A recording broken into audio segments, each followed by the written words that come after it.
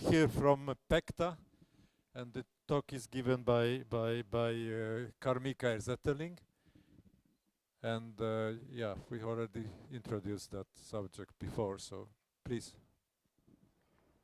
Thank you. It's a great pleasure to stand here to meet all of you again after the pandemic. My name is Karmika Erzetteling, and recently I was celebrated by my university for 30 years of government service, including my time as a PhD student. But this is, of course, also 30 years of silicon carbide service.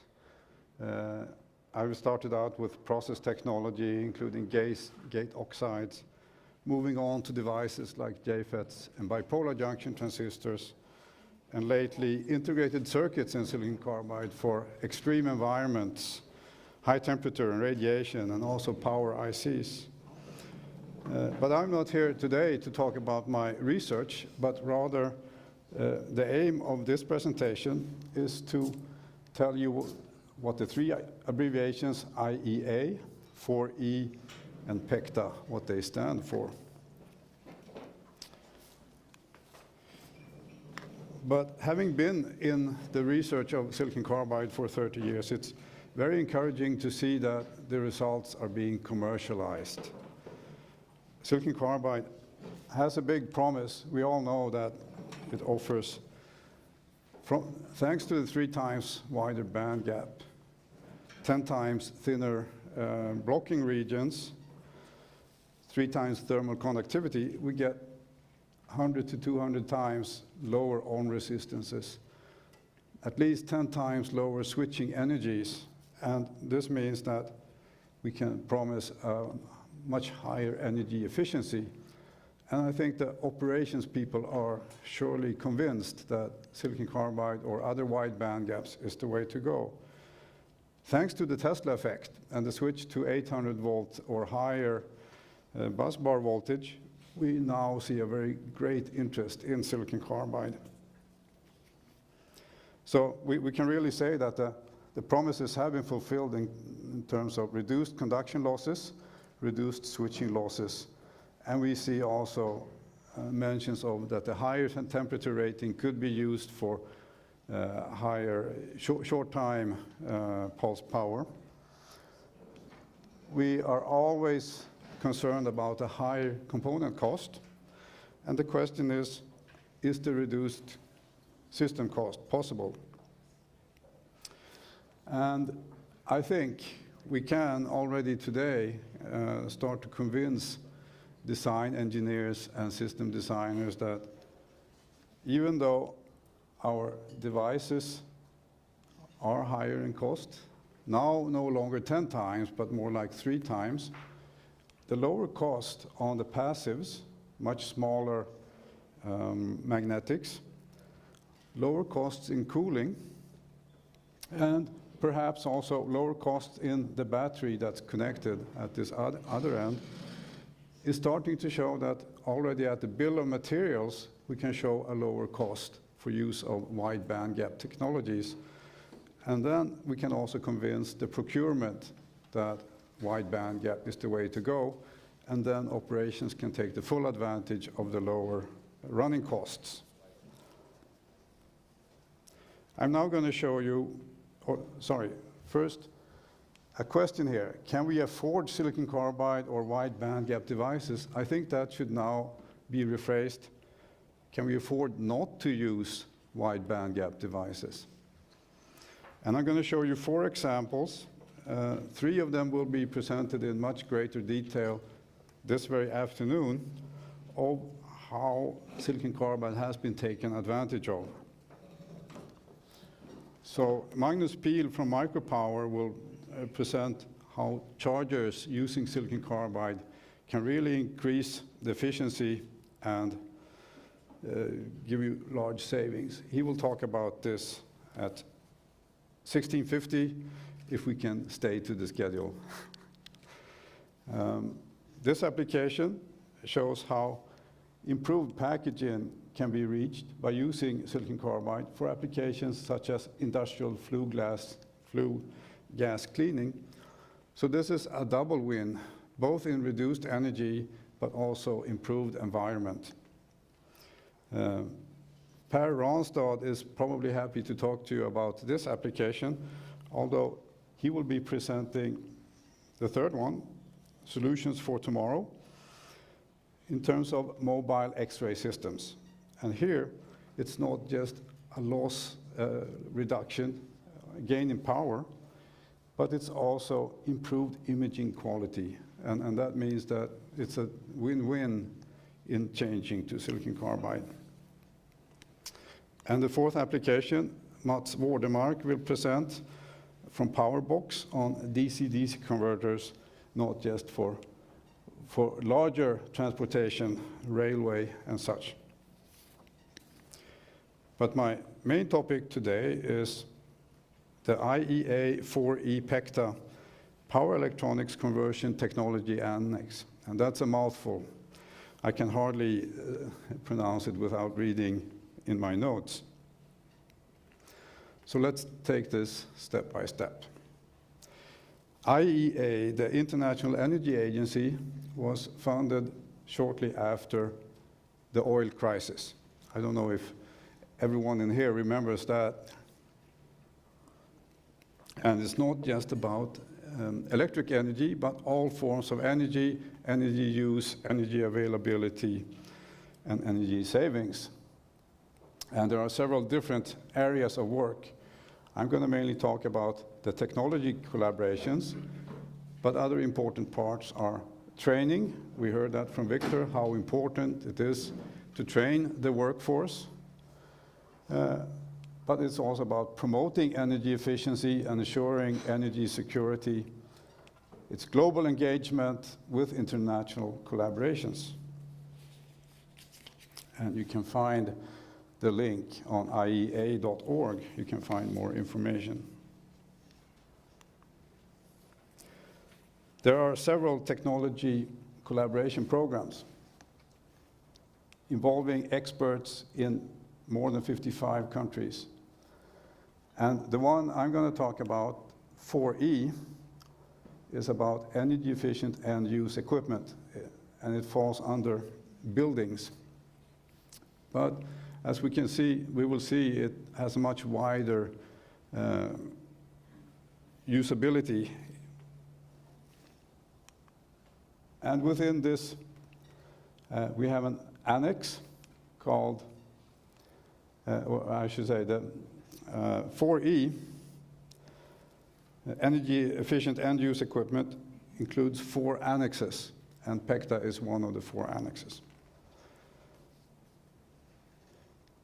In these, 14 countries and the EU Commission are involved. So we can find US, Sweden, Switzerland, Austria, and many others are actively working within these annexes.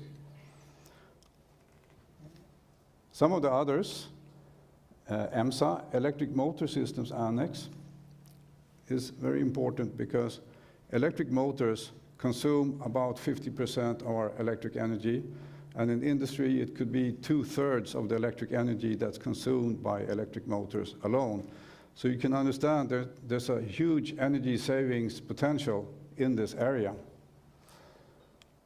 The solid state lighting annex, this one you may have heard of its effects.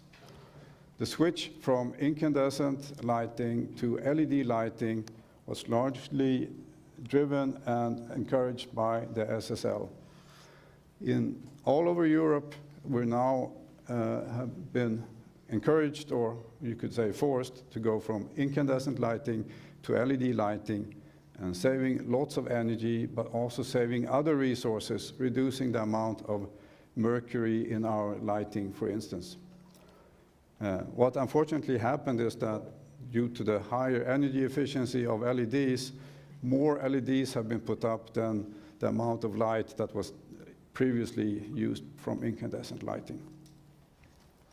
And then we have PECTA, the Power Electronic Conversion Technology Annex, which I'm presenting to you today. And this is about all of the electronic equipment that's converting from AC to DC, DC to DC, DC to AC, in all of the stages from energy production down to where it's finally consumed by end users. Because energy is used everywhere in all our equipment, but energy is not supplied at a single voltage that is always at the level needed. This is why we all carry these wall warts and converters for all our portable equipment. And we find lots of conversion stations everywhere around. So power electronics is everywhere, and its efficiency is most relevant. And we're starting to realize more and more it's not just about energy efficiency, but resource efficiency overall.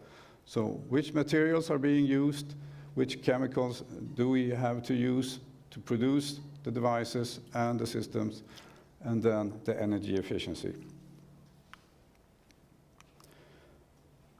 So what is PECTA's role within different areas? Well, in academia, we have research and development since many years, still continuing. There are still efficiency aspects or reliability aspects we want to work on. And PECTA sees as its role to have information exchange with all of the steps in this value chain, and you could say that this is a way to make a better life cycle assessment. The semiconductor material manufacturers who make the wafers, they are convinced that silicon carbide or other wide band gaps is the way to go, and so is the device and module manufacturers. Where we see that there are steps in convincing is to the system manufacturers and to the customers, and this is where we could consider policy measures with, for instance, requiring higher energy efficiencies to enforce that wide band gap equipment can be used and swapped out for less efficient equipment.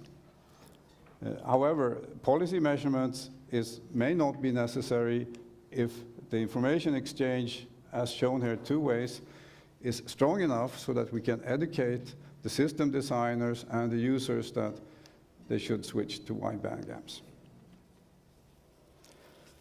One thing, apart from making life cycle assessments, taking into account the energy use, but also the material and chemical use, is to also find out what is stopping the switch.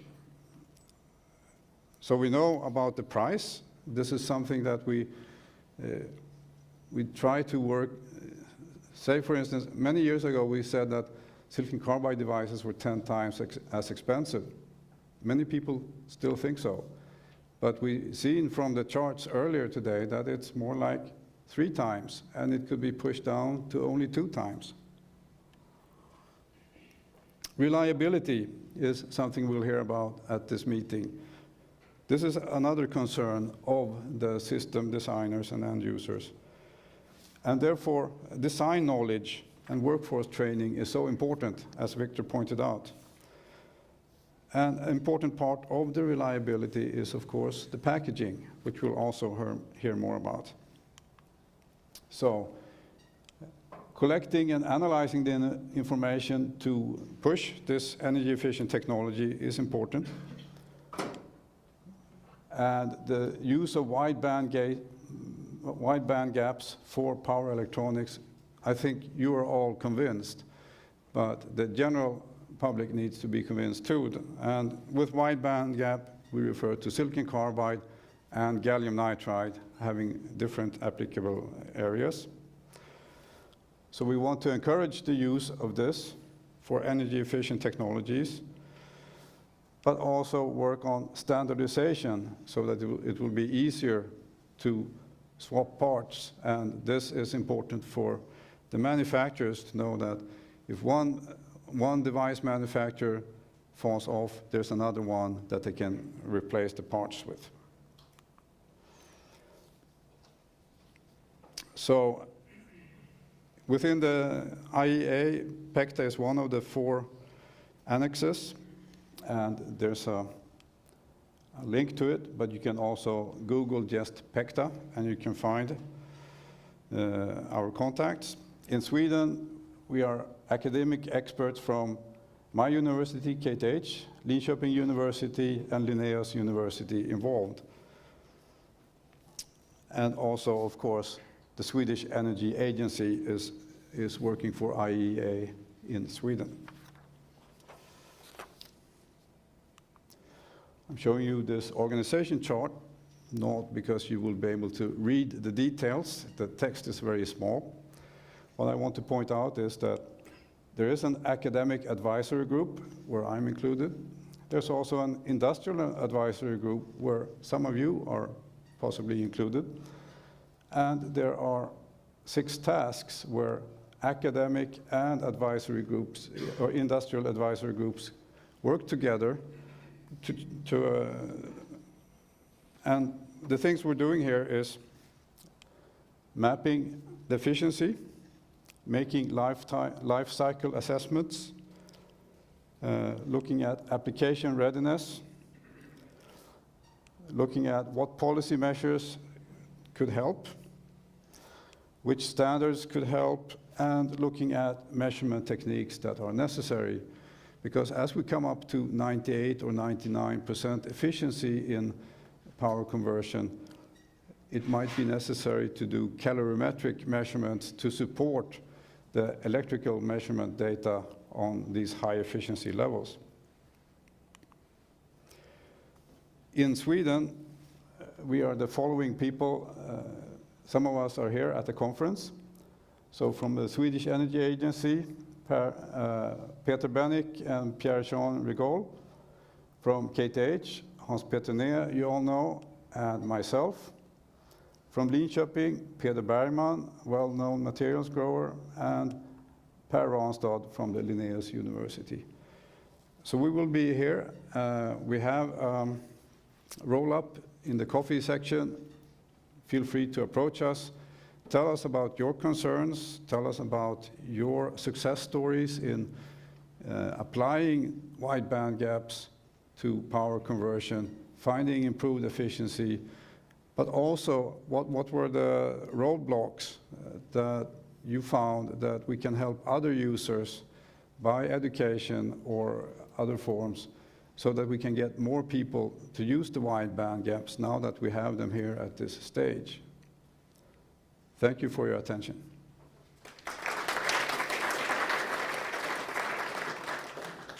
Thank you, Carl Michael. Any questions to Professor Zetterling?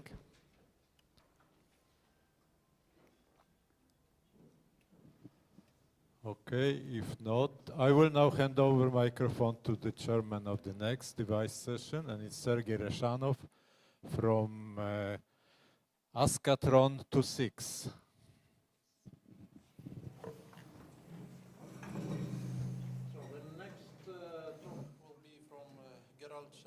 From Infineon, and it will be about perspective of silicon carbide and gallium nitride devices in 600 and 1200 volt segment and their use cases in high power applications.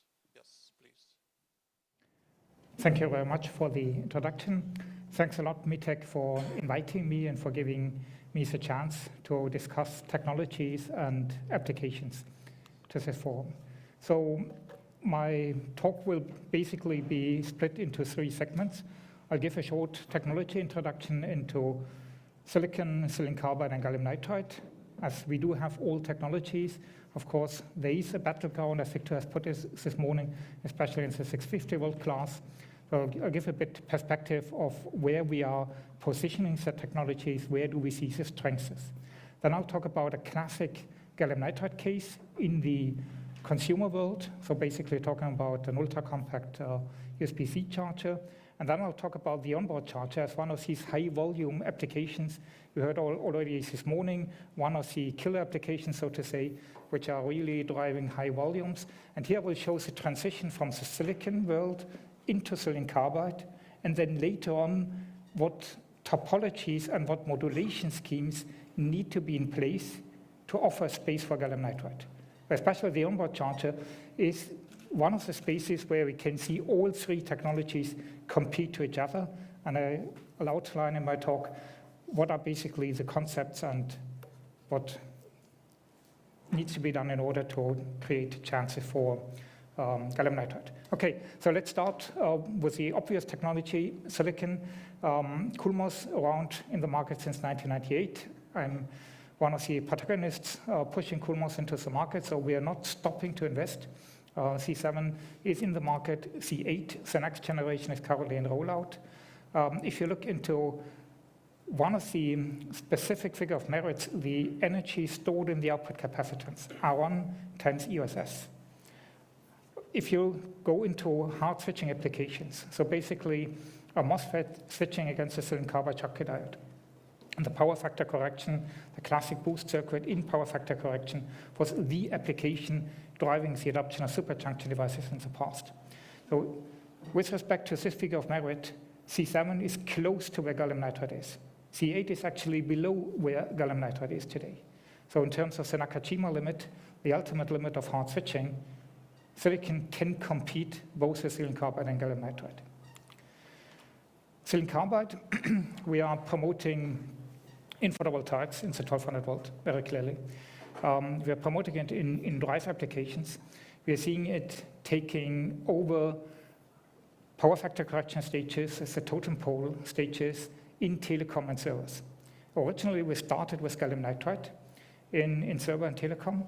The adoption rate of gallium nitride in servers, so by Google, Amazon, Facebook, etc., is relatively slow. They are watching out to other applications, basically, to burn their fingers. Silicon carbide is now adopted, and we see basically that silicon carbide makes it into the power factor correction stage. Still, I believe that gallium nitride has a lot to offer also for server and telecom, and especially in the DC-DC converter. Gallium nitride obviously is a technology with zero reverse recovery charge, very low gate charge, the ideal technology for high-frequency applications. And throughout my talk, I will only show applications where we switch beyond 400 kilohertz. A totem pole which switches at 40 to 60 kilohertz today, because it's hard switching. Gallium nitride can be used, but it's not the best use case. The best use case for gallium nitride is beyond 250 kilohertz, where silicon will not go, and where silicon carbide with some remaining reverse recovery charge goes into limitations. Good. Starting with technology, Infineon has skipped the lateral silicon carbide MOSFET. We went from the Jfet, which we may have pushed to the market maybe a little bit too early back in 2010. We went then directly into the trench cell. The trench cell has an ideal combination of protecting the gate oxide. So you can have these deep P+ sinkers where you have in blocking state natural protection of the gate oxide. You can scale the technology in order to optimize short circuit behavior versus RDS-on. You can shrink the technology. Very important, if we engage in a concept, we need to see a roadmap. We need to be able to see at least 2-3 generations following with further shrink paths. In the lateral DMOS, that is very limited. We do not see that path, but in the trench cell, clearly you can shrink. And the substrate cost issue, as Victor has pointed out, we are addressing with the cold split technology. As you see in this chart, in the lateral DMOS, basically you have a trade-off between RDS-on, so you want to have a good conductivity in the channel, but you need to protect your gate oxide. So the trade-off is difficult to achieve. In the trench technology, that is clearly easier. Therefore, this is why we go into this concept. As you can see from the results, gate oxide reliability in static tests. On the x-axis, you're seeing a parameter which is 1 minus VGUs over VG stress. That is not to be digested on a first glance. So where the steep line is of cool-SiC, basically at 0.7 to 0.8, that means devices start to fail at 3 to 4 times the voltage level of the classic applied datasheet parameters. So you have quite a large margin in comparison to competing devices in terms of reliability. Gate oxide reliability in silicon carbide means, as there are, of course, traps, you need to play exactly with the thickness of the gate oxide. So you need to make decisions on the trade-off between the chemical surface of the surface, the gate oxide thickness, and the transconductance you want to achieve. And as you can see from the stability in drift, the technology also looks good. Let's move on to gallium nitride. So reliability of gallium nitride in our eyes is strongly related to the device concept. We chose, in partnership with Panasonic, the so-called gate injection transistor technology, where we do not have floating P areas in the Schottky gate. Therefore, the P is firmly contacted by the gate, so an ohmic contact, and we are injecting holes.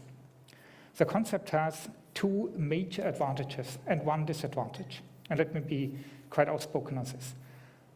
Topic one is, as you can see also from the structure, we are recessing the epitaxial layer, basically the aluminum gallium nitride layer, to separately optimize the threshold voltage from the on-state resistance. The on-state resistance is correlated to the concentration of the two-dimensional electron gas. Therefore, it's defined by the thickness of the argon layer and the doping of the argon layer. The threshold voltage is, however, defined basically by the remaining charge. Therefore, by recessing the aluminum gallium nitride layer and rebuilding it, with this more complexity in process, of course, you can separately optimize threshold voltage and RDS-on. That is what we are doing. A second topic, and you see the graph on the left-hand side, we are looking into a device concept which is stable and rugged by itself. We are coming from a discrete world, so today we are having success with silicon carbide and CoolMOS with discrete devices mainly. So we want to address markets like in telecom, like in servers, first with a discrete approach, and this is how we went into the market.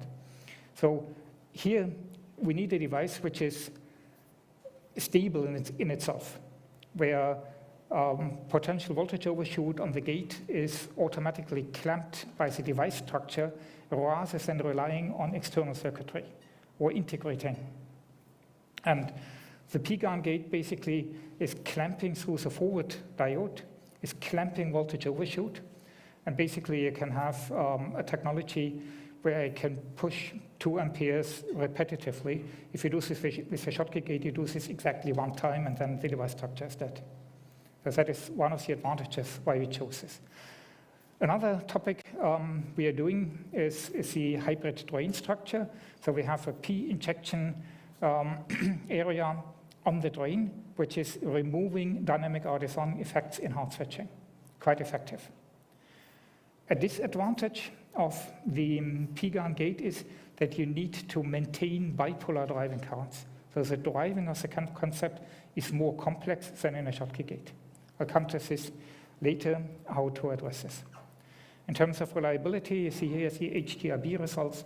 We are doing testing at voltages 750, 800 volt, different temperatures in order to derive lifetime models. And these lifetime models then allow us to talk to customers looking into the mission profile of the customer, and then basically based on the mission profile we can say your device is going to live that much years. For example, in telecom we did the exercise. Herbert Peirich was mentioning Eltec as one of our light customers basically in introducing gallium nitride to the market. The customer needed 15 volt, and based on these data we can guarantee 55 years instead of 15 years. So quite some margin. Let me talk a bit on the loss mechanisms in power devices. When you do hard switching, so basically you're switching a device against a silicon carbide Schottky diode. You're turning off lossless. So basically, you turn off the channel, the load current commutates into the output capacitance, charges the output capacitance, lossless, if you're able to turn off the channel fast enough. Then at hard turn on, you're dissipating the energy stored in the output capacitance. That is the so-called Nakajima limit. In color, that is the purple left corner. In superjunction devices, we are pushing the technology with ever more nonlinear output capacitance, ever more into the top left corner. C8 even more nonlinear than C7. And the integral of this is the same like in gallium nitride. So in a classic boost circuit, silicon can compete with gallium nitride. However, in half-bridge-based circuits, where the reverse recovery charge plus the QSF charge is dissipated, so basically the loss limit is QSS times VDC. So it's the purple curve plus the yellow shaded curve together. And here gallium nitride is obviously 10 times better. So it does not make sense in our eyes to push gallium nitride into a classic boost circuit and drive frequency. No point in doing so. But in half-bridge-based circuits, and especially in zero voltage switching circuits, gallium nitride is the technology of choice. Then, of course, because gallium nitride is a lateral technology, you can do sophisticated things which you can't do in silicon, nor in silicon carbide. For example, you can create a monolithic true 4-quadrant switch, a device which is blocking voltage in both directions and which is controlling currents in the first quadrant and in the third quadrant. A monolithic integrated bidirectional switch. We are researching on this. First samples are with Professor Kohler at ETH. There are a number of papers already out on this.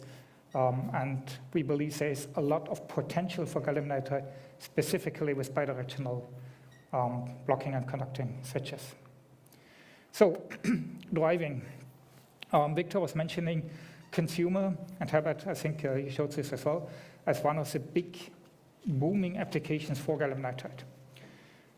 In a charger adapter, time to market, so the design cycle time is very short. We talk about 6 months from drafting a concept into going out to the market. Do I have time in the consumer market for elaborate drive schemes, optimizing EMI by playing with an RC network, optimizing all the parameters? No, I don't. So I need an integrated power stage where basically the half bridge is integrated with the driver, with the level shifting, with the controller, in order to have an easy-to-use product.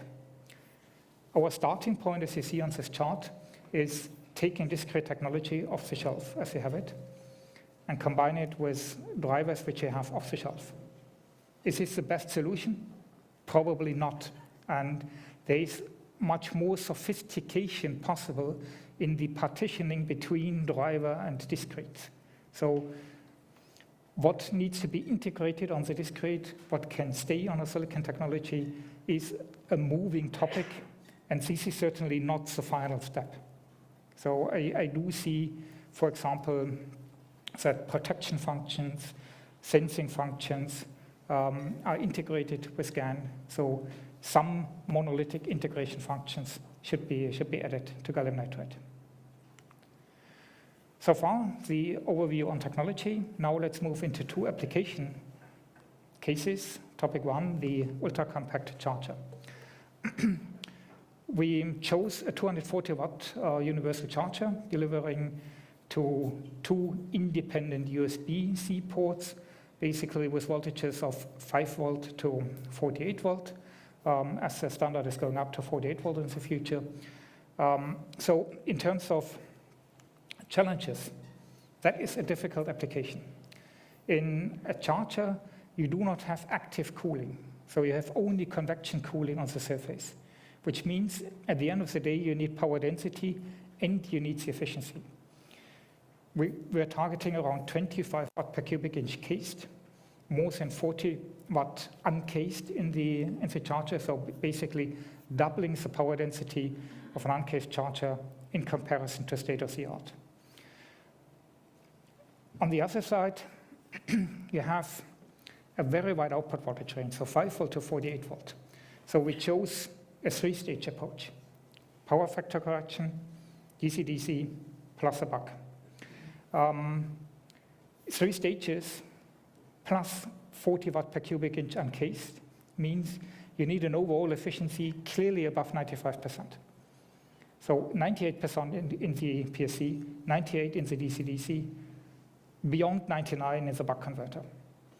So challenges definitely in 3 stages in order to achieve an overall target of above 95%. We chose basically a totem pole. As you want to go up in switching frequency for power density reasons, we take 2 interleaved stages, each stage running at 400 kilohertz, so 800 kilohertz effectively. And if you observe here the waveforms on the right-hand side, you can see how the waveforms develop from 90 volt over different load steps, and then 120 volt across different load steps. And as you can see, we are always in zero voltage switching.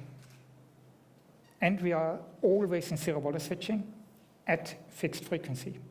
Usually in triangular current modulation, you would have a variation of frequency of factor 5 minimum, which is difficult in EMI filter design. So we achieve this with fixed frequency by using a technique where we vary the DC link voltage. So we are varying the output voltage of the PSC stage in order to facilitate especially the 90 volt and 120 volt cases. And as you can see in the diagram here at the bottom, the 90 volt full load point and the 120 volt AC line full load point are basically on the same efficiency. So always CVS, varying the DC link is key in this. Then going into the DC-DC, if you regulate the DC-DC stage, you have no chance to be above 98%. So we chose an unregulated concept, basically a DCX, where the varying DC link voltage is transferred to the buck converter, and the buck converter needs then to do the regulation. But that concept, as you can also see in the waveform, works nicely, and again, we are at switching frequencies above 400 kilohertz. Always in CVS, no regulation, just DCX.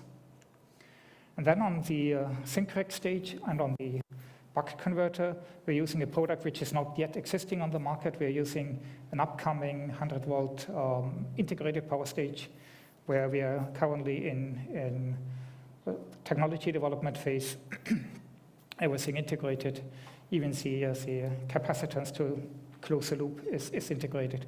So that is, in my eyes, the future, I know as we discussed in the break, that is for me the future building block where you basically integrate everything. So the 2 MOSFETs plus the capacitance plus the driving in one sleek form factor. Right, so you see the result. We achieved 42 watt per cubic inch. We did win the best paper award with this, was a presentation on this on the PCM last week. We created some attention on the APEC in comparison to one of our direct competitors. This solution is exactly half the size than of one of our direct competitors at very similar and comparable specification. So it's an all-GaN solution. And you can see it's not only technology, but it's concept, it's topology, it's modulation scheme, it's topics like the variation of the DC link voltage in order to get there. So it's not alone just taking gallium nitride and putting it into silicon sockets. That does not take you there. You need to look into the system in order to combine basically all the ingredients, starting from the topology through the modulation scheme into the power device. Good. Last topic, the onboard charger. What are the topics we are seeing? The topic moving into 800 volt from 400 volts today is one of the trends. Also the bidirectionality we're seeing mainly in China, so vehicle to load applications, potentially vehicle to grid in the future, and continuously increasing power density. If you look at today's state of the art, we talk about 1 to 1.5 kilowatt per liter in onboard chargers, and I want to show you a path into 6 to 8 kilowatt per liter. So, state of the art today, very well matching with the 400 volt ecosystem of batteries, is a phase modular approach. So as the early onboard chargers were made by companies like Delta, right? Being familiar with power supplies, it's basically a copy of a server power supply. It uses the same topologies. It uses a totem pole plus an LLC. You can then integrate a thyristor for the unfolding bridge in order to limit the inrush current. So that is basically state of the art, using the totem pole with IGBTs. And then the unfolding with thyristors, we saw adoption of superjunction devices in the LLC, and rectification typically with diodes. Then, if you want to go from 1.5 kilowatt per liter into 2 to 3 kilowatt per liter, so it's the first step in doubling power density. Within that concept, you can move into silicon carbide in totem pole, doubling switching frequency, silicon carbide 650, 750 volt automotive grade in the DC-DC converter. And then if you need bidirectionality, of course, you need then MOSFETs instead of diodes on the secondary side. Still staying within a phase modular system. In terms of complexity, you need all these devices 3 times. Of course, you do have the full flexibility in matching different grid codes. So you can have 3-phase charging, you can have single-phase charging, very easy. And the alternative is to go to true 3-phase topologies, starting with the B6 bridge, which is a classic topology for 3-phase active front-end, AC to DC. But now you need to be able to charge also in single-phase situations. So in single-phase situation, you would basically connect the midpoint back to neutral and put all the 3 phases or ABC together onto the line. And then you have basically a situation where you can do single-phase charging and 3-phase charging. This topology is called B8, as you need to add basically another bridge leg in order to basically adopt the system from true 3-phase charging into single-phase charging.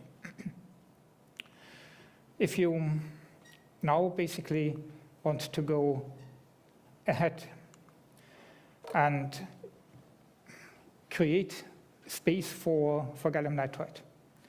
So I mentioned earlier, for gallium nitride, I want to go into 250 kilohertz minimum. So let's target 500 kilohertz. What do I need to do in order to create a space for a 500 kilohertz solution with gallium nitride? I need to go into a 3-phase solution. I need to think about concepts how to get rid of the electrolytic capacitors. And I need to find ways easy to do zero-voltage switching. So the DC-DC converter is relatively easy. For example, do elective bridge, CVS all the time. But in a classic front end, achieving in high power CVS is not really a good option. So we came up with a novel concept, which we call Synergetic Control. What do we do? Basically, today, the DC link is fixed. We take away that and rise the DC link voltage according to the 6-pulse pattern of the 3-phase grid. By doing so, we can facilitate the control of the active front end. Rather than controlling 3 phases in PWM, we are only controlling the middle phase, which is carrying the lowest current out of the 3 phases. And that technique basically allows us to do the highest current positive, the highest current negative without controlling, without switching. Only controlling the middle leg gives us a reduction in switching losses of 85%. And this reduction in switching loss we can now translate into going up in switching frequency. So we have demonstrated this in cooperation with Professor Johann Kohler from ETH Zurich. One of my PhD students, Juni Lee, is currently working on an EV charging system where we have demonstrated 10 kilowatt per liter in a 10 kilowatt demonstrator. It's super flat. It uses a Vienna rectifier with synergetic control running at 550 kilohertz. And it uses 4 stacked interleaved dual active bridges, each running between 150 to 560 kilohertz, all CVS switching. Total efficiency 95%, and as mentioned, super flat form factor, 10 kilowatt per liter. So that is our starting point. It's an EV charging system. An EV charging system has the complexity of a wide variation of output voltage. Typically, according to the specifications in China, 250 volt to 1000 volt. Now, if we translate this in an onboard charger, the complexity of output voltage is relaxed. Rather than having 250 to 1000 volt, I basically just need to follow the battery voltage which I have. Either, let's say, 300 volt to 500 volt in a 400 volt system, or around 600 volt to 850, 900 volt in a 800 volt bus. So my starting point is a 3-phase topology. I need to add the unfolding bridge. And in order to make this bidirectional, I can use silicon carbide switches, 1200 volt. And of course, I need to think about what to do with the capacitance. But going from a demonstrator of 10 kilowatt per liter using synergetic control, we believe we can derive out of this like an 8 kilowatt per liter onboard charger system, utilizing gallium nitride in multi-level topology, 500 kilohertz plus as a future target. With this, I'd like to sum up my talk. So in terms of technology, we expect all technologies to coexist in the market at least a decade. So silicon is not yet dead, even so this is a Wide-Bandgap conference. And we continue to develop silicon devices. We are still investing both in OptiMOS and CoolMOS technologies and in IGBT, as we do not believe that this market will entirely be taken over. But of course, positioning of technologies is a very important field in order, and we believe all 3 technologies do have their space in the market. Silicon carbide drives photovoltaic, onboard charger, PSC stages, and for gallium nitride, as mentioned, beyond 250 kilohertz, high frequency operation, zero voltage switching, or in the onboard charger in combination with a control technique, what we call synergetic control, which is lowering the switching losses. In the consumer space, we have demonstrated a very nice charger, all programmed digitally, and in the onboard charger, quite an interesting market where it's not yet clear which technology is really going to win and take the entire share. Thanks a lot for your attention. I'm open to your questions.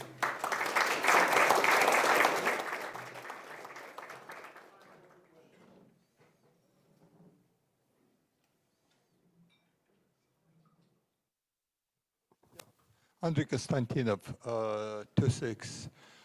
You have both GaN and silicon carbide for similar voltage ranges.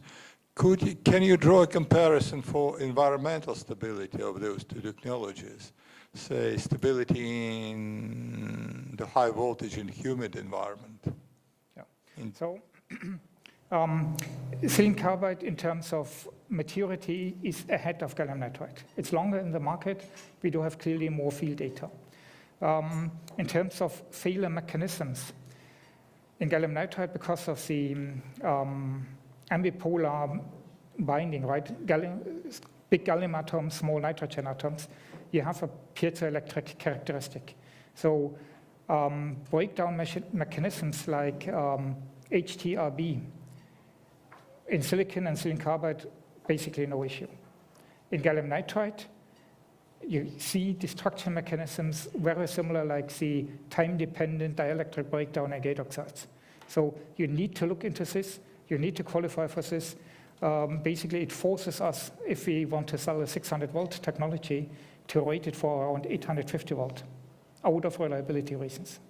But what if humidity is there? So in humidity, in silicon carbide, basically you need to take care for the passivation layers on top. You have to get it tight. We know this especially from the photovoltaic industry, where you do have high voltages and humidity, especially in the morning when basically a photovoltaic system is starting. So very careful topic to look into. In gallium nitride, so far we haven't seen issues beyond what we classically know from the die to package attach.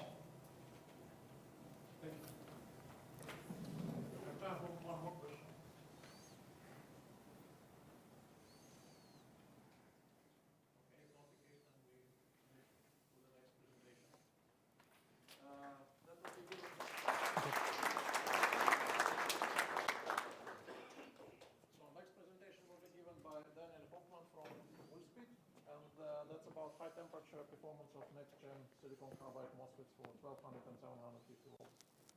Please. All right. Well, hi, everybody. So Mitek and team, thank you very much for giving us the opportunity to present here. Today, I'm going to talk about the high temperature performance of the next generation silicon carbide device. We have the 750 volt and the 1200 volt. So what to expect in this presentation? So first, I would like to introduce Wolfspeed a bit more because most of you guys know us as Cree. And then I give a slight overview about the device itself, and then we go actually into the topic about the reliability testing we did on the 750 and on the 1200. What you see on our homepage is all with the Gen 3, and this is what we call Gen 3 Plus, is the kind of a partially the next generation, and then I summarize the talk. So, who we are. It's not working. A second. Okay, all right, yeah. Yeah, so in the past, you know us as Cree, so then it was always Wolfspeed, a Cree company, but since last year, we got basically rid of Cree. So Cree was always a bit linked to LEDs, and we wanted to have something only power semiconductor related, so we created Wolfspeed, which is our new logo. Coming from the history, so we have plus 30 years experience in making silicon carbide material and also the MOSFETs. Headquartered in Durham, North Carolina, global footprint across 17 countries, and the employees about 3,500 employees. To those guys who have been to the PCM last week, you may have seen that we had a big announcement also all across. It was 3 weeks ago, we opened our new fab. It's called Mohawk Valley Fab. It's an entirely 200 millimeter silicon carbide wafer fab, fully automated. And this is, we had a nice slogan here first. So this is the first one in the world. You don't see anything like that. And it is the largest in this scale for automation, and so far the only. So you see plenty of publications on 200 millimeter, which is more or less on R&D level, but this is a big facility in the US making 200 millimeter wafers. So our power devices. This was too quick. Okay. Yeah. In our case, so we have the planar devices, and you can see here, this is the scale where you see where the resistance is coming from, and mainly it's the part from the drift layer and the MOS channel, which means if you would like to reduce the RDS on, so you can easily work on the drift layer here or on the channel resistance. And this is basically what we did for the Gen 3 Plus. Those were the two majority resistive contributors. So we worked on that for the Gen 3 Plus. So what we did significant portion of resistance in the channel. We tweaked some parameters to even increase the mobility in the channel to get a lower resistance. We have a new cell structure, so we managed to shrink the cell pitch, which means the density per given square centimeter increased, which means we get more cells per same area, which is leading to lower RDS on. And we also worked on the Jfet gap, which is also contributing as a resistive component in the device. 750 volt, so you have seen a lot of 650 volt devices in the market. Also the colleagues from Infineon have plenty of 650 volt devices in the market. The 750 is more a bit into automotive, where you have a bit higher requirements in terms of voltage overshoot and also terrestrial neutrons.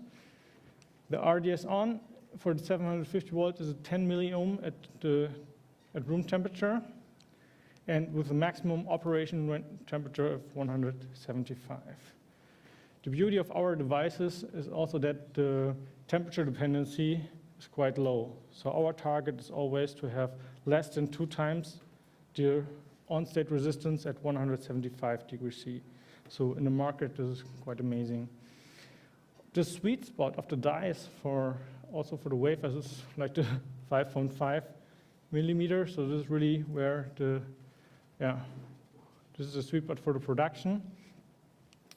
What we are now targeting and where our investigations are currently ongoing is really high temperature operation, 200 degrees C for a certain time. And this is also what we targeted in our reliability test data. So here you see the RDS on versus temperature. Starting from the 10 milliohm, so the mean is 9.75.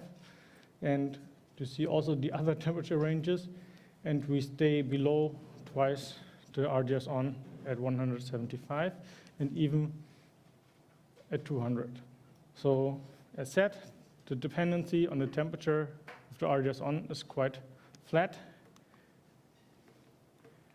What's always a discussion at high temperatures is the threshold voltage. So you would like to avoid the parasitic turn on in a half-bridge configuration of the device. You can see that the drop is not that big. It is above the 1.5 volt. And what gives us an additional advantage, the capacitance ratio. So you can not only talk about threshold voltage when you have a MOSFET in a half-bridge configuration, you also have to take care about the capacitance ratio, which is quite beneficial the higher it is in a half-bridge configuration. And those were all the tests after a long term, so all the qualifications that we did to be automotive qualified on this device. 1200 volt Gen 3 Plus. It is again a 5.5 device. You now see we also have different gate pad locations. So this is a bit depending on the customer, let's say. 1200 volt device, 14 milliohm at room temperature. And also we applied the same temperature excursion, which means going to 200 degrees C. The tests we applied, you probably know, high temperature gate bias, high temperature reverse bias at 175 and at 200 degrees C. You see the test conditions here. We go to the maximum values of our data sheet. We do the entire qualification at 175, and then we add the 200 degrees C hours on the already stressed device. And this we did for HTGB and also for the reverse plugging, always the temperature excursion to 200 degrees C. Yeah, on the left-hand side, you see the shift analysis on the drain source. So what is the leakage current in the drain source? You see here there is some distribution, but it's still within our data sheet values. It's also from 10 to the power of 8 to the power of 6. So we see the plus 19 volt results. We see the minus 8 volts, so the negative bias And here in purple, you also see the 200°C results. And those look quite similar as the 175 results, which means it is stable under 200°C, and we didn't record any breakdown of the device, which means all the parameters have been within the datasheet value. The drift was within a reasonable distribution, which leads us to the fact that you can operate the device at 200°C. We did the same on the threshold voltage, so we applied all the tests, gate bias and reverse bias for 1,000 hours, then additional 100 hours for 200°C on the plus, additional 100 hours on also the negative gate bias, and for the HDRB even, so we stopped once at 100 hours, but then we extended to 150, and you can see almost no change. Yeah, so pre and post test, we have very low distribution, and the values are more or less the same, and this is stable at 200°C. And this is quite beneficial also for all the customers or all the application fields where you require a certain overload case, you need very high power for a short time, and yeah, when your package technology can cope with it, it's no problem for the die. We performed power cycling tests in cooperation with Herreus. You may know the die top system from Herreus, so which basically you have the sinter layer, you have the die, you have an additional sinter layer, we have a copper foil on top, bond wires for the main source, and an aluminum gate bond wire. We did, with our device, the power cycling, but not with the regular 100°C in delta that you know from all the reliability curves.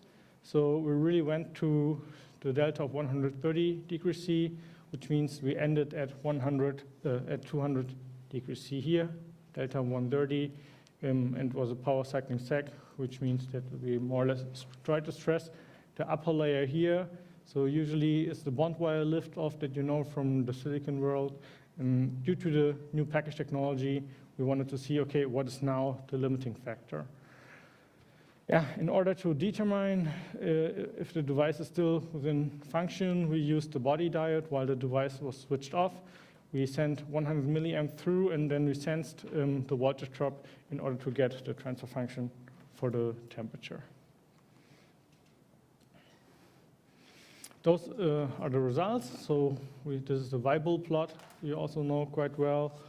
And the failure criteria, we didn't want to have a drift greater than 5% in the parameters in the train source voltage. Also, the RTH should be lower than 20%. And this is where we ended up.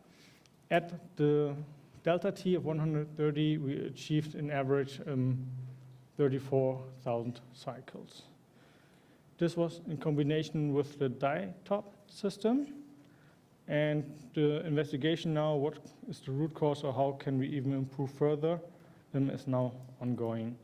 What we have seen so far, when you pull on the copper foil, you see that the copper foil lifts off, and there's some of the metallization from the die, but also some other parts. So we're still investigating it, how to improve. And in my opinion, probably the sinter layer can be improved a bit more to even go beyond that. Yeah.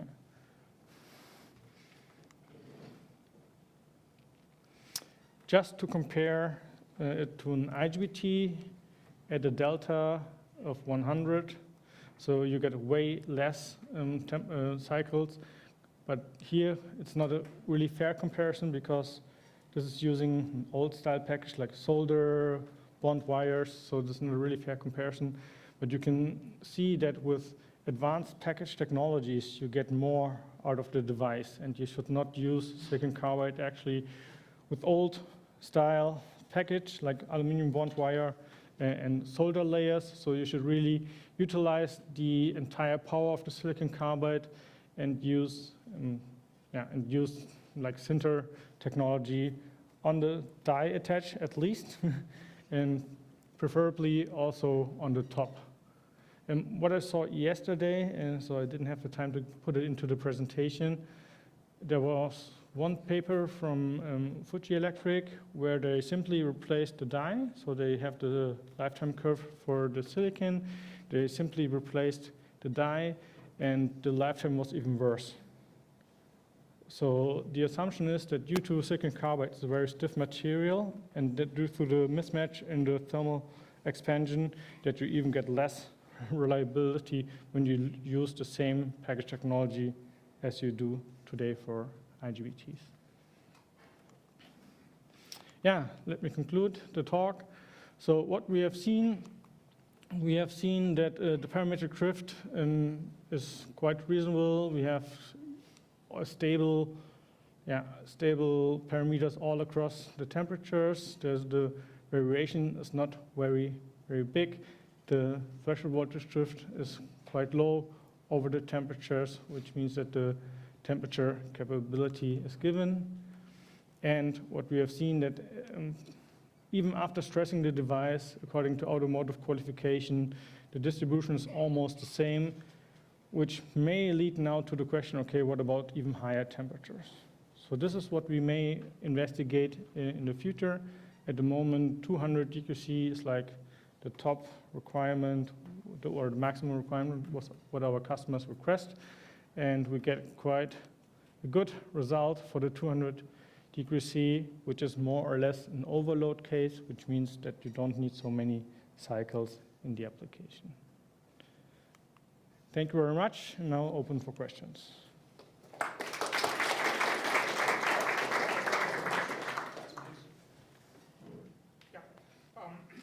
have two short questions. Yeah.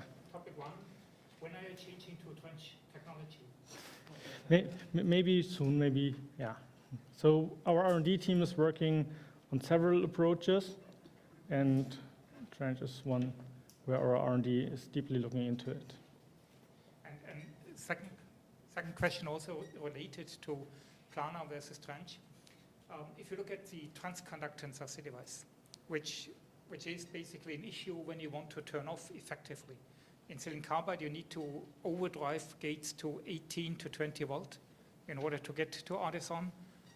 You don't want to go too much negative because of AC bias temperature instability.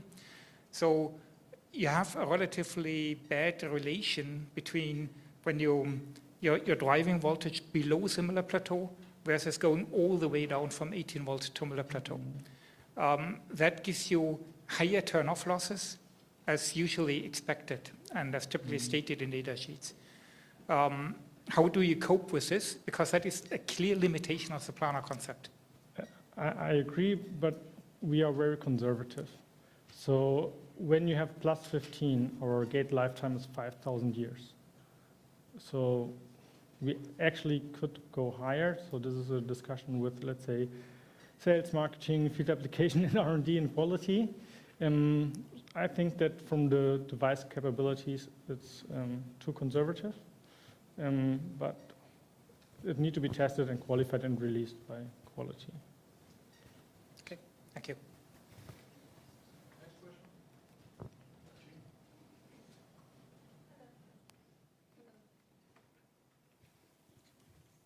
It's on, right? Hey, here is Jin from Arise. Two simple questions regarding this process when you do power cycling and thermal treatment. And what kind of environment when you do the treatment? In vacuum or in ordinary air condition or in nitrogen? In what kind of condition when you do this process? So this second question is for these thousands of hours, you do continually or you do step by step? Two questions. Getting to the first question, so this was the regular power cycling test, which means there was no humidity applied, so just a cycle under room temperature, and we used the let's say the regular power cycling test, no humidity, and we'd use the constant current approach, which means that we did not reduce the current over the test. So what you may see in the market is a kind of a cheat when they use a constant delta T, which means as soon as the device starts to degrade, they reduce the current to keep the same delta T. And we used, as it is an application, we used the same current for the entire test and tweak some other parameters to keep the delta T. Second question was, for these thousands of hours, do you measure them during the process, or you just run the 1,000 hours? Those tests were run entirely until failure. I'm not sure whether I got the question right, but yeah, we didn't take them out and measure it in between, so this was to failure.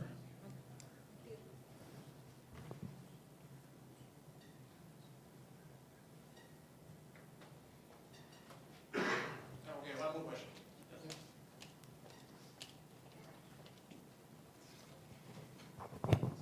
question. So I also have two questions.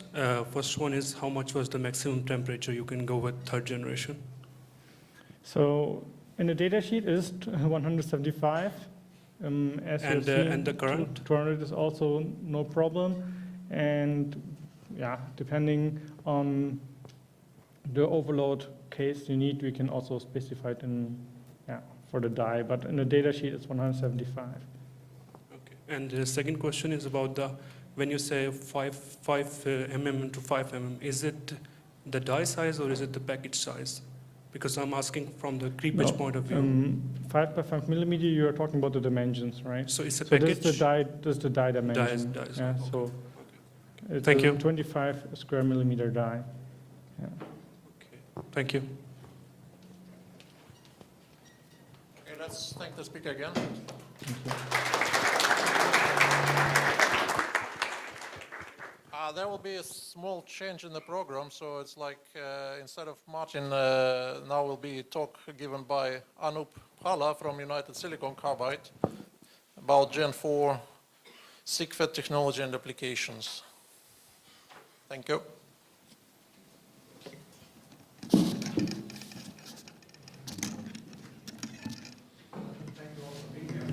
And thank you, Metek, for inviting me to. Let me put it down a bit. Is this clear enough? Okay. Well, thank you for inviting me to present our somewhat different technology. United Silicon Carbide builds its devices out of Jfet, so I thought I'd spend a few minutes telling you what we make before we get into the applications. So you're familiar with the applications where silicon carbide's doing well now. I can use that, right? You can see the traction business, you all hear about it. That's a big area for silicon carbide. Onboard chargers, I've got this figure down here, is a typical topology for an onboard charger. You've heard about the PFC and the DC to DC portion. Usually this DC to DC converter is also built right into the same box. These are all great applications for silicon carbide. We've been serving applications in other fields for a while. We've been somewhat successful in this data center and telecom rectifier space, going up against superjunction devices, and in the LLC converters that you find in those. Phase shift full bridges in battery chargers. These days, we are seeing more interest in circuit protection stuff, where our devices seem to do quite well. You'll see in a minute why. And then in the EV wireless charging space, I don't know why I classified this as its own circuit, except that that's one place where I see somebody using a normally off high side and just a Jfet on the low side. So that's one of the few use cases of the Jfet being used directly by itself. All right, so what do we make? So what we make is a cascode device structure, because we start with a silicon carbide normally on Jfet. And to turn it into a normally off device, then we integrate it with our own customized silicon MOSFET. So the whole thing together, it's co-packaged into a discrete, and you use it like a 3-terminal transistor. It's got a gate, source, and a drain. And if it's a 4-terminal device, it's got gate, source, Kelvin, a source, and drain. And the way it's supposed to work, I think you may all know that if you turn the gate on, you reduce this voltage to nearly zero. If that voltage is nearly 0, it means this gate voltage is 0, so the whole thing is on. And you get the sum of these two resistances. Typically, you would design a cascode that the resistance of the silicon doesn't destroy the overall resistance. So it'll typically be 1/10 of the total resistance or less. Okay, so why make the Jfet and what's in the Jfet? Well, this is a simple picture of what the Jfet looks like. It looks like a remarkably simple device. It's deceptively simple. It's not that simple to make. But it just has a power electrode on the top, one at the bottom, source and drain, just like a MOSFET, rather like a diode. And then it has these PN junctions. Down here is the gate. The gate and source are on the top plane, just like a MOSFET or any other device. And if you apply a reverse bias to this gate, you can pinch off this region in between that connects the source and drain. So that region is called the channel. Current flows straight down. You can see that this current flow path has no interfaces. It's all in the bulk material. There's no oxides to worry about. There's no other scattering mechanisms other than what happens with bulk. So we get a good mobility in this region. The other thing about this PN junction is that it's all in the bulk, so we have nothing, there's nothing to protect or shield. We just let it run at the electric field that we want to support over here. Usually the devices are designed to break down right in the active cell of the device. So it leads to a nice low resistance structure. It has another interesting property that you pinch it off by applying reverse voltage here. It takes either -6 or -9 or whatever threshold we design for the device to pinch it off. And it has only two capacitances, one from the gate to the source, another from the gate to the drain. And there's no capacitance here from the drain to the source. This is kind of important because it leads to, it'll help me explain to you why the devices switch the way they do. Why we make it, right? So why make all this stuff? This is a picture of a silicon carbide MOSFET, the planar type. The trench version is the same thing, but with a different orientation of the channel. And I think you've heard from all the speakers before me that in silicon carbide, generally, when you build the device, this channel region tends to contribute quite a lot of resistance if you're in the 650 volt or 1200 volt class of products. That's because the material is very good at giving you a super low resistance for the drift region when you compare with silicon. So this being so good, these resistances tend to add up to a lot. And so you have to pay attention to it. So our company, it's been over a decade, we chose the path of building a Jfet device where this region is in the bulk, and so its resistance is a lot lower than that region. And what that allows you to do is make smaller chips and pack in more of them on a wafer. It's kind of fundamental to how cost works in the field, also how capacitances work, because of the smaller device, you'll end up getting a smaller capacitance, because these regions are roughly the same. But the big problem with it is that it's a normally on device, and I wish you people would all figure out how to work with normally on devices, but it still hasn't happened. So the device that we have to make, especially for general purpose products, has to be a cascode where we put this silicon MOSFET in series to turn it into a normally off type device. It's still worth doing because in the end, if you look at the on resistance we are able to produce with our technology as a function of temperature here, there's a very big gap compared to silicon carbide MOSFETs. It does get smaller at higher temperature because our temperature coefficient is higher in a very more ideal type device. But still, for a given RDS on at any temperature, you can get a smaller device if you use a Jfet. Now, how does it, and so it is more complex because, you have to design Jfet technology, the MOSFET technology, the packaging technology for all of this to work. These small devices, they are difficult to remove heat from.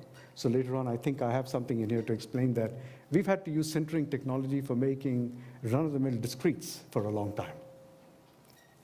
So back to how it switches. I mentioned that the Jfet device does not have a capacitance from the drain to the source. So this is the capacitance structure you're seeing for what we are making these days. That's the Jfet with its capacitances, the MOSFET with its capacitances. There's a gate resistance that is associated with building a Jfet or can be built into it.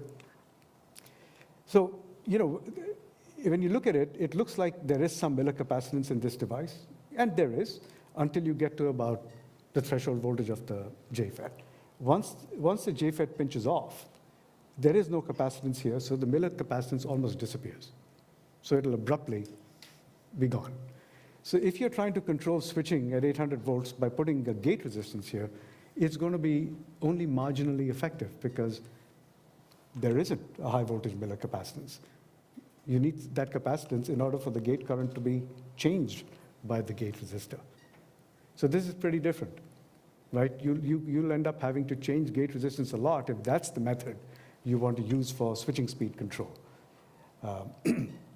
In the past, we designed different types of Jfets by putting different levels of gate resistance in here, because you can see this path here can be used to regulate the DVDT. So this is one of the approaches we use. These days, I'm going to show you, we prefer to just recommend snubbers to use these devices. Okay. And if it's a lot to digest, I'll be around. You can swing by and just talk to me over lunch. So what we do with a lot of the devices now is we recommend, you know, when you're using these devices for hard or soft switching, that you take a look at various snubber concepts. Because in these devices with their super low output capacitance, very tiny snubbers, surface mount ones, can go a long way towards helping you manage your switching waveforms and get decent trade-offs. So I'm going to show you an example. This kind of snubber, you know, you can call it a bus snubber. That's what we call it, because it's connected across the bus. And this kind of snubber, we call this a device snubber, because it's connected across the drain and source of a device. All right, so what happens when you do this? Right, here's some examples. You know, when you're at low current levels, with these wideband, low and high is relative, right? And when most of the products I'm talking about are discrete transistors in TO-47 packages. This one's in a 4-leaded package. When I say low and high, just please pay attention to the levels of current I'm talking about. When you're switching 10 or 20 amps in a transistor with a TO-47 half bridge, the loop inductance is what it is. And it's going to have much greater effect when you're switching at 50 amps than when you're switching at 20. So let's take a look here at 20 amps. You know, we have two examples, one where we switch with a snubber, the other where we try to just use a large gate resistor to manage the switching. And you know, for these kinds of, and here's some of the waveforms. If you use large gate resistances, you're going to end up with large delay times. You can still control the overshoots to some level, and the reason for that is, and the reason for that ultimately is that if you put a big resistor here, you slow down this node here. If you slow down that node, you're slowing down the gate drive of the Jfet. So in a secondary way, you can control the switching, right? It's not direct, so it's not, you know, you need a lot of resistance, and that leads to a lot of delay time, like you see here, right? So the delay time is increased quite a lot if you use a non-snubbered approach. But both work, you know, so you can get away with it. If you get down to this 18 milliohm, 750 volt device, switching at 50 amps, right? Now, if you look at the same trade-off, you know, you can use a gate resistor to slow it down, or you can use a snubber to manage the switching. In this situation, what you'll find is not only is it a matter of the delay time, but the quality of the waveforms on the gate, drain that you get are much improved with the snubber. And the big thing is, though, that at full load, the losses themselves, including the snubber loss, are a lot lower than just trying to use RG control. And there's no magic to this. This is just basic snubbers. And you should really always, in my opinion, extract this snubber loss not with the half CV square calculation, but by literally measuring the voltage drop across the snubber during the switching event. And we try and put that information into our data sheets. And this is the reason that it looks interesting, because it gives you a better trade-off compared to basic RG control without dissipating a lot even in the snubber resistor. There's a lot more information about this on our website. The method works for all wide bandgap devices that have nothing to do with cascodes. It works with any fast switching device that you're trying to control. You can try the RG method. You could try the snubber method. So in the end, now I have to do a few product promotion type slides. We make a very wide range of RDS-on classes in the 750 volt portfolio, going from 6 milliohms up to about 60. And the reason for that is because there's really a lot of emerging applications where people have different constraints. Efficiency constraints, thermal constraints, power density constraints, and it's a general purpose product, so we have to have enough of a selection for them to be able to choose what works for their case, whether it's a server, a Bitcoin mining power supply, whether they care about full load efficiency, mid load efficiency, light load efficiency, size, cost. So you'll always find a number of parts that will work for your application from what we make. What you select in the end, it depends on your engineering and your constraints. And there's the same series of devices. We're in a 4th generation of technology now. So the same technology has now been extended finally to 1200 volt. The pandemic put a bit of a damper on how fast we could do all of this.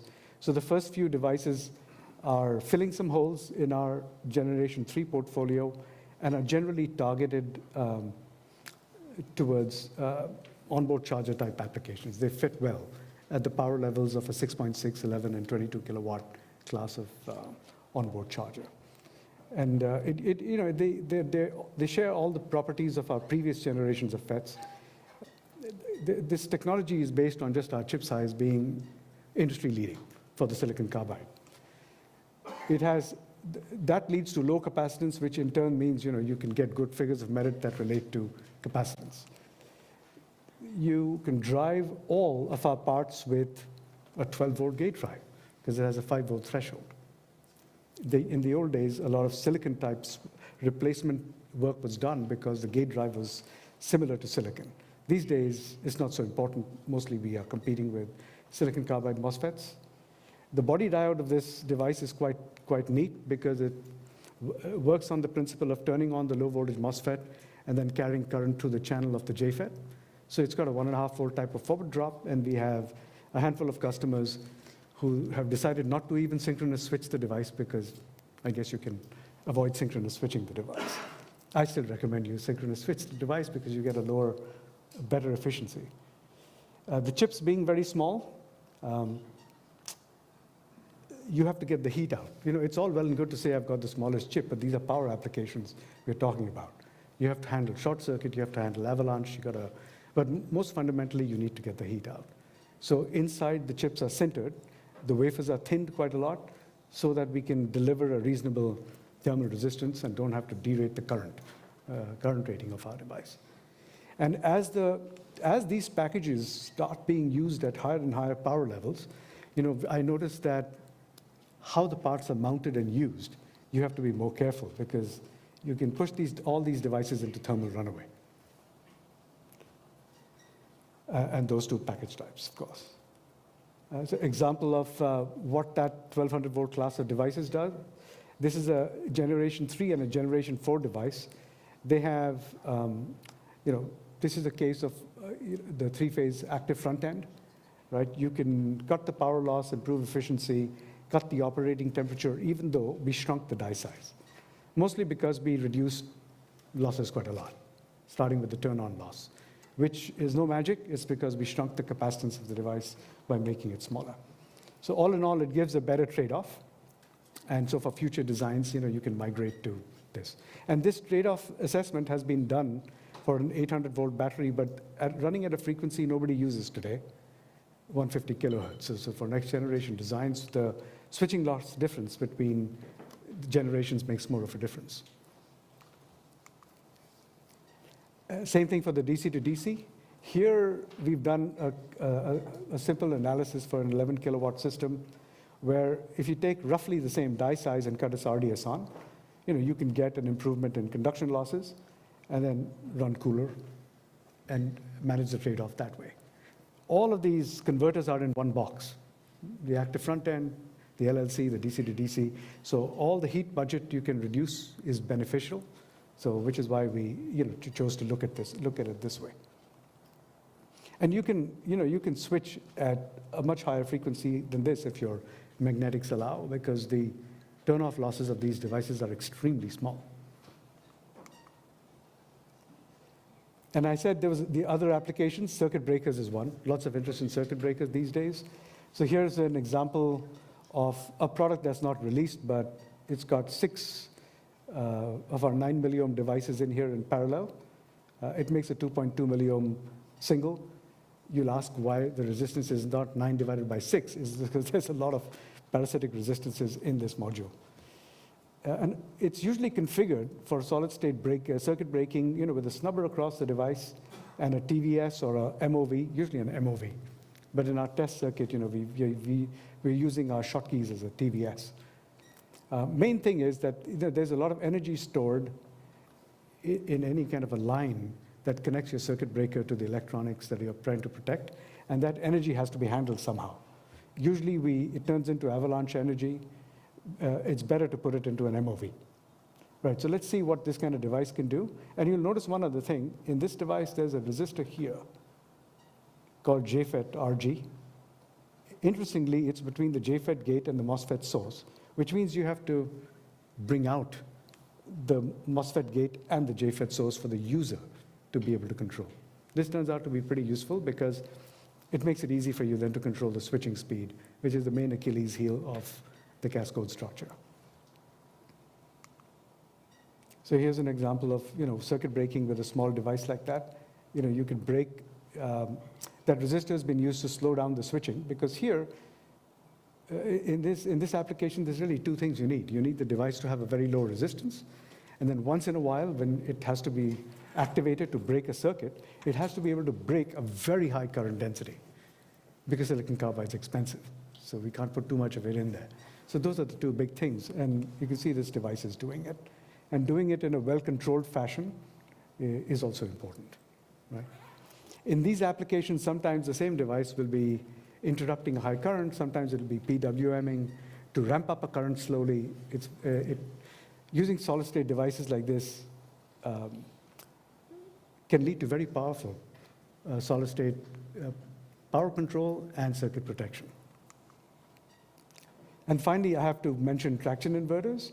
This is a case of our generation 4 750-volt devices and a calculation based on the improvement of conduction and a little bit switching, mostly conduction losses, that if you're operating at a very low frequency, and it's really all about conduction losses at full and light load, how much silicon carbide you need using our technology and silicon carbide MOSFETs. And basically what it boils down to is for a certain loss budget, right, you need a lot less silicon carbide because the RDSA of the silicon carbide is lower. That's why. So I'll skip all of this marketing material. And I have to mention that our company, United Silicon Carbide, October last year was purchased by Qorvo. Qorvo is a well-known company in the RF space, but we are trying to grow a power business within Qorvo. Thank you for your attention. I'll take any questions. Thank you. Thank you, but before lunch we have time, I guess, for 2 or 3 questions. Over here. Yes. The question is, do you see some thermal imbalance between silicon and silicon carbide, 2 different materials inside a package? Do you see some thermal imbalance between 2 different materials, silicon and silicon carbide, having different thermal conductivity in the same package? So the question was, do I see any thermal mismatch between the silicon and silicon carbide in the same package? So let me say, there are 2 styles of packaging we use, one which has the silicon and silicon carbide separate. If you analyze the way power losses get dissipated in a cascode, over 90% of it just goes to the Jfet. So getting the heat out of the Jfet is most important. Another style of packaging we use is where the chips are sintered to each other, the silicon MOSFET on the Jfet into the package, everything sintered, right? In that scheme, your question would be a good one, except that CTE-wise, silicon and silicon carbide are not that different from each other. So if you remember from AIST's presentation, right? That is an important factor in keeping everything under control. When an event like a short circuit or something happens, so again, most of the heat's being generated in the silicon carbide, not the silicon, but the silicon FET will go up and down in temperature with the Jfet. If you have a short circuit event, something very interesting happens. We design all the short circuit energy to go into our Jfet. The resistor sits there like a bypass resistor, right? So all the heat gets generated in the Jfet, but the time is so short that the heat in 10 microseconds cannot even really penetrate the joint and get to the MOSFET. So internally, the Jfet will get extremely hot before it fails, around 600 degrees, and then it'll fail. It'll leak to death, but the silicon sits there unaffected. I have a question regarding especially the stacked devices. So how do you think the power cycling capability of the stacked chips are compared to standard silicon carbide MOSFET, for instance? The failure mechanisms that we observe, so the stack is not a failure mechanism. Okay, the failure mechanism we observe is the same as what everybody observed. Because our joints are sintered, our wires fall off. Bond wires fall off. But your top chip, is it silicon carbide, or how do you? Silicon. Top chip is silicon. Okay, so bottom chip is silicon carbide. And there is no interference for the silicon chip in terms of power cycling capability. I would expect some differences due to the difference in topology, basically. Yeah, but if you look at the coefficient of thermal expansion for silicon carbide, they're not that different. It's not as bad as silicon carbide to copper. And then the silicon itself, you'll know, has 3 times lower Young's modulus than silicon carbide. So it's actually like a stress buffer. It's quite the reverse of a problem. But the so it's wire better. bonds, So you're saying it's better? It's not better. It's not an important failure mode. The critical failure mode is still the topside contact. Okay, thanks.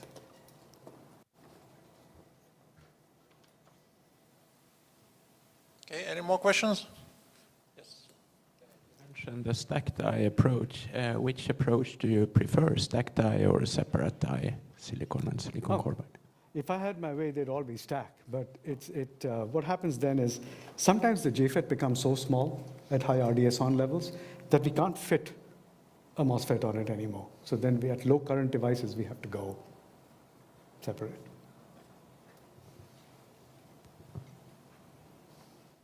It has another benefit. If it's side by side, I can use the same MOSFET with a whole bunch of different products. So people in my operations team really like that because fewer things.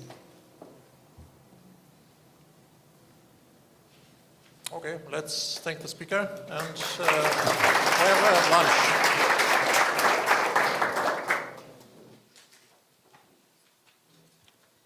Mitek.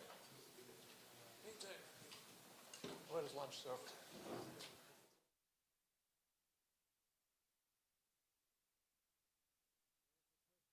The lunch served. There is a restaurant on top. You follow this staircase, majestic staircase.